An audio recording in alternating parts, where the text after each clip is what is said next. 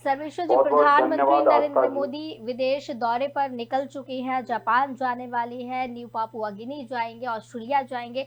तो 3 देशों में प्रधानमंत्री की यह यात्रा रहने वाली है 6 दिनों की। कितना महत्वपूर्ण ये दौरा प्रधानमंत्री का माना जा रहा है? देखिए, जब से बीजेपी की सरकार आई है 2014 से, आप हम सभी देख रहे हैं कि प्रधानमंत्री जी ने बहुत विदेश दौरा किया। और जी। उसका ये प्रभाव है कि आज भारत का विदेशों में जो है स्थान अव्वल है।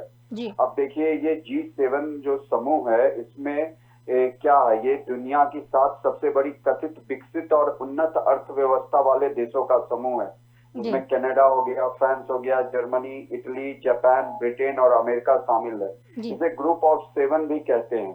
और ये जो ग्रुप ऑफ 7 है, कम्युनिटी ऑफ वैल्यूज यानी मूल्यों का आदर्श करने वाला समुदाय मानता है। जी। ये जो काम करता है स्वतंत्रता, मानवाधिकारों की सुरक्षा, लोकतंत्र और कानून का शासन और समृद्ध के साथ इसके जो है। अब इस बार का जो प्रधानमंत्री जी का दौरा है, जी। यह अपने आप में बहुत ही महत्वपूर्ण दौरा है, क्योंकि इस बार के जो समिट है, जी। उस समिट में जो बातें होनी है, उसमें जो सबसे पहली चीजें हैं वो है फूड, जी। Fertiliser, energy security.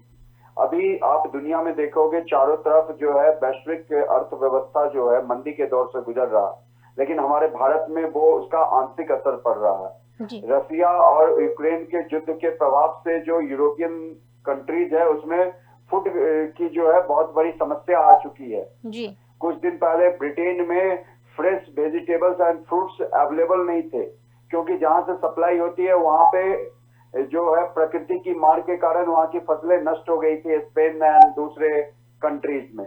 जी। तो ये जो एजेंडा है जी समिट का हिरोशिमा में, ये बहुत ही महत्वपूर्ण है। इसमें जैसे फूड के लिए फर्टिलाइजर, फिर जो फर्टिलाइजर का यूज हो रहा है उससे भी जो साइड इफेक्ट्स आ रहे हैं, या फर्टिलाइजर कैसे उपलब्ध कराया जाए देशों को, और एनर्जी सिक्योरिटी, ये जी। बहुत ही अहम मुद्दा है। और इस पे हमारे प्रधानमंत्री G7 ग्रुप के मेंबर के साथ बातें करेंगे। इंडिया जो है, ये जो 19 से लेके 21 मई को जो ये हिरोशिमा में जो चल रहा है, इसमें 3 समिट में भाग लेगा।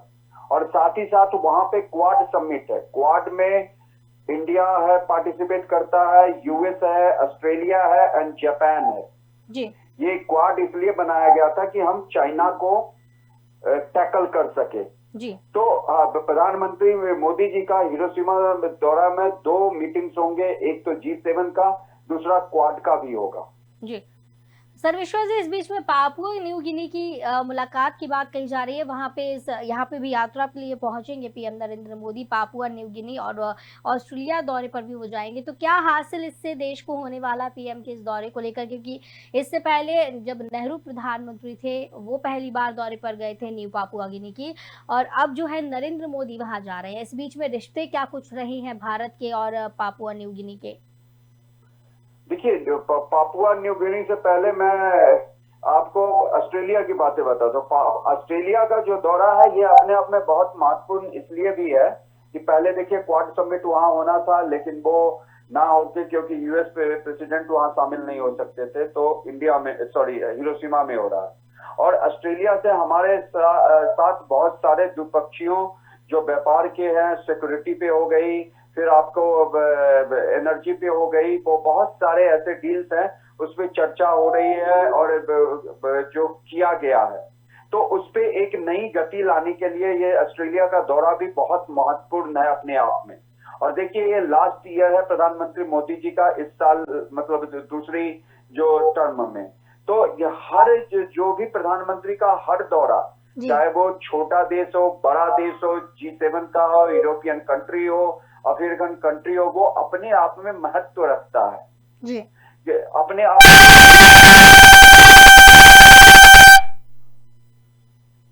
और उसमें जो हमारे प्रधानमंत्री अपने भारत के जो विकास के लिए उस देश के साथ कैसे उस देश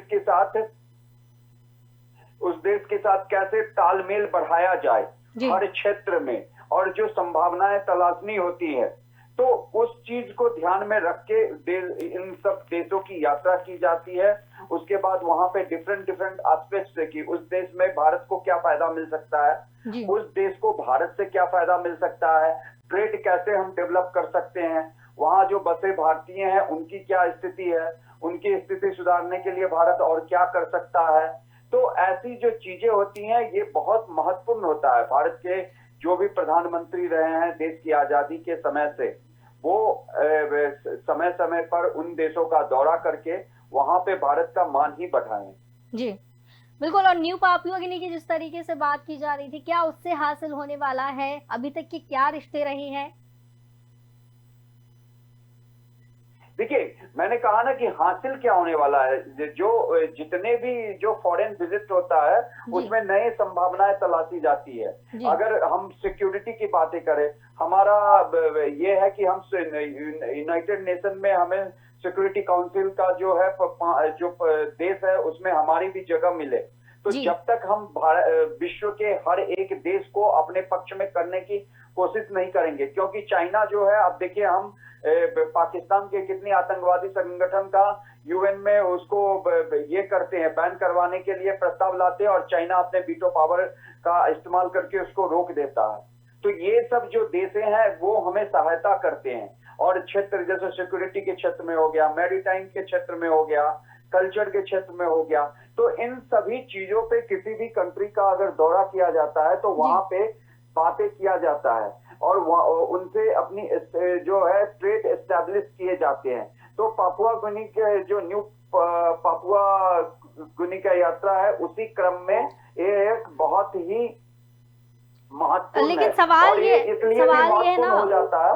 सर्वेश्वर जी, सवाल यहाँ ये भी खड़ा होता है कि आज से पहले इतने देखिए प्रधानमंत्री रहे, उन्होंने ये कोशिशें क्यों नहीं की? देखिए जो ये आपका पापुआ गुनी की बात है, वहां पे forum for Indian Pacific island cooperation, जी, समझ गए, जी, वहां पे इस चीज पे जो है चर्चा होनी है, और जो कि बहुत ही महत्वपूर्ण है इंडिया पैसिफिक आइलैंड कोऑपरेशन का जी, पापुआ गुनी में। तो इसका जो है हम आप देखिए जो ये साउथ चाइना सी में चाइना जो है कितना अपना प्रभुत्व बना रहा है, और इंडियन पैसिफिक में इंडिया का दूसरे देशों के साथ सहयोग रहेगा, तो हम चाइना की जो विस्तारवादी नीति है जी, उसको टैकल करने के लिए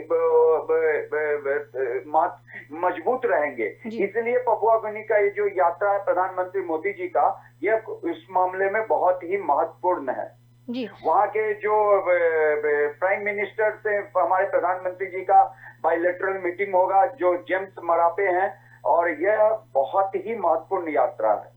जी, जी, बिल्कुल। आप और कुछ इस पूछ बीच रही में थी। सर्वेश्वर जी, इस बीच में हिरोशिमा भी प्रधानमंत्री जाने वाले, वहाँ महात्मा गांधी की प्रतिमा का अनावरण करने वाले हैं। तो अपने देश के लिए ये कितनी बड़ी बात है कि हिरोशिमा जैसे ऐसे शहर में महात्मा गांधी की प्रतिमा स्थापित हो रही है।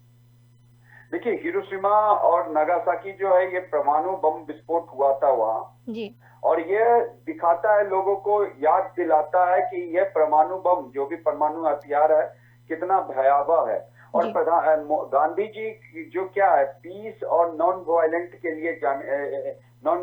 लिए जाने जाते हैं। जी, अहिंसक नीतियों के थ्रू उन्होंने भारत को आजादी दिलाई, लेकिन उसमें आंशिक है, गांधी जी का जो अपना मार्ग था वो अहिंसक था, लेकिन हमारे देश के और भी जो युवा क्रांतिकारी शहीद हुए, बलिदान दिए, उनका भी मार्ग सब मिला के भारत को आजादी मिली। लेकिन गांधी जी का महत्वपूर्ण स्थान है, और वहां पे हिरोशिमा पे उनका जो मूर्ति का अनावरण किया जाएगा, ये भारत के हर भारतवासियों के लिए गौरव का विषय है।